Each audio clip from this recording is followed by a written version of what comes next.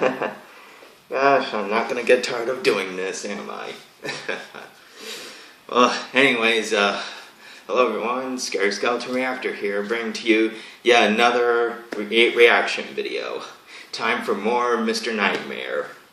Well, now this time I'm going to be reacting to the Children Upstairs Creepypasta.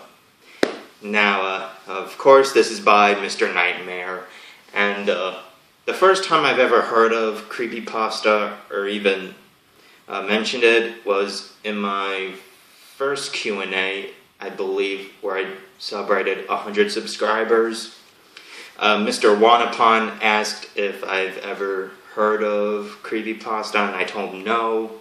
So, yeah, now today's the day I'm gonna find out and see if I enjoy it. So, Mr. Wanapon, if you're watching this, I'll check it out, and I'll put your link to your channel in the description. So, yep. So yeah, anyways, let's see, I think I may want to brighten up the screen a bit, so, yeah, probably darken it a bit,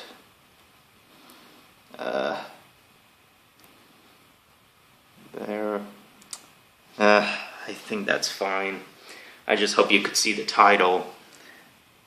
No, sorry about the technicality here. Oh, yeah, no, that was the wrong button. Okay, I think the title screen is okay. The brightness is good. Just gonna... So anyways, without further ado, let's get started. 5, 4, 3, 2, 1, start. Children. This is a story I heard from my friend at the university. A man, we call him Kay, got whiplash in a car accident and decided to convalesce at home for a week. Kay was married, but his wife was also working, so he was all alone during the day.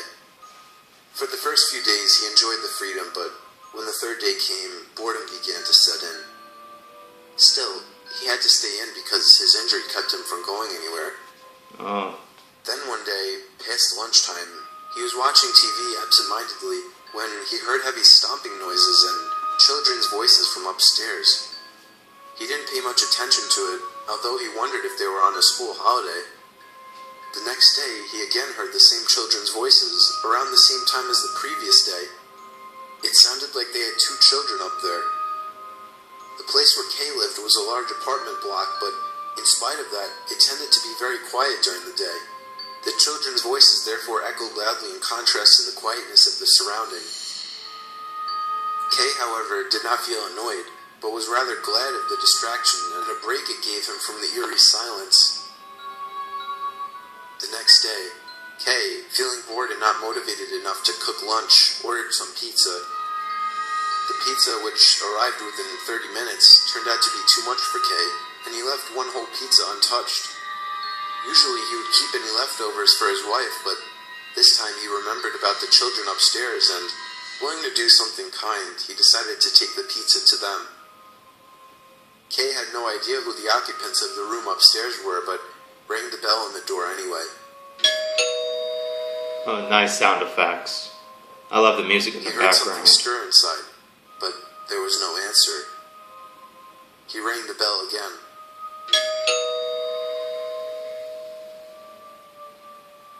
He got the weird feeling that somebody was looking at him through the peephole. Who is it? A faint voice called out from behind the door. Kay explained he was from the room below and that he had some pizza left over from his lunch and wondered if they wanted it. The door opened a crack. It looked unusually dark inside the room. From the gap about 5 centimeters wide, a woman appeared, revealing only half of her face. "Thank you very much, but we don't want it," the woman said coldly. It was a little too dark to discern her facial expression. suddenly felt he was somehow out of place, like he shouldn't be there. However, he tried to explain to her that he wanted her to give the pizza to the children. A lukewarm air breezed out of the door. He smelt an unpleasant odor. In an instant, two children's faces lined up below the woman's face. The door was open, still just a crack. The dull eyes of the children stared at him. The three faces were forming a line. "I see. Then I will accept your kindness," the woman said. When Kay put the pizza box through the gap, a hand reached out right from the slide and snatched it away. The three faces were still staring at Kay. "Thank you," he heard the faint voice say again. Kay quickly left the place. He felt spooked. In the corner of his mind, he sensed something was seriously wrong. The image of the children's faces had left a burning impression in his mind. Faces. He felt a chill down his spine. Faces. They were forming a line. His pace quickened. He wanted to get away as fast as he could. He waited for the lift, but it would not arrive. Forming a line vertically, on top of each other. He pressed the button again and again, but the lift still did not come. He turned to the emergency stairs. His head throbbed with pain. He began to feel nausea. Just as he opened the heavy door leading to the emergency stairs, he felt eyes on his back. Turning around, he glimpsed about 10 meters from him the same three faces looking at him from the corner of the corridor. Like before, they were showing only the half of their faces and staring at him with their dull eyes. The cold daylight shining through the windows illuminated their faces. No longer caring about his neck, he frantically ran down the stairs. Although the health-conscious Kay often used the stairs instead of the lift, and could even run up 4 floors in one go, he felt as if no matter how fast he ran, he would never reach the ground floor. Faces lined up on top of each other. That's impossible. That means there are no bodies. And the strange things I saw behind the faces were hands holding up the heads. He ran into the nearest convenience store and asked the people there to call the police. The police came and searched the flat and found the bodies of the mother and children in the bathtub. These bodies were headless. According to their findings, it had been 3 days since the heads had been chopped off the bodies, and the husband, who turned out to be the murderer, was found hiding in the wardrobe, insane. He insisted his family was still alive. There was terror in his eyes. The police did not know the source of his terror.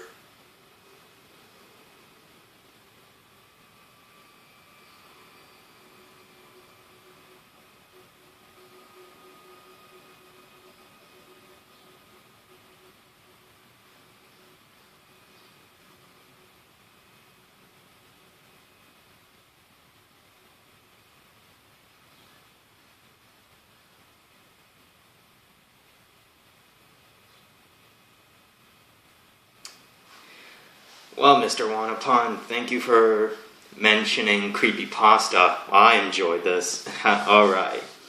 So anyways, that was The Children Upstairs, Creepypasta by Mr. Nightmare.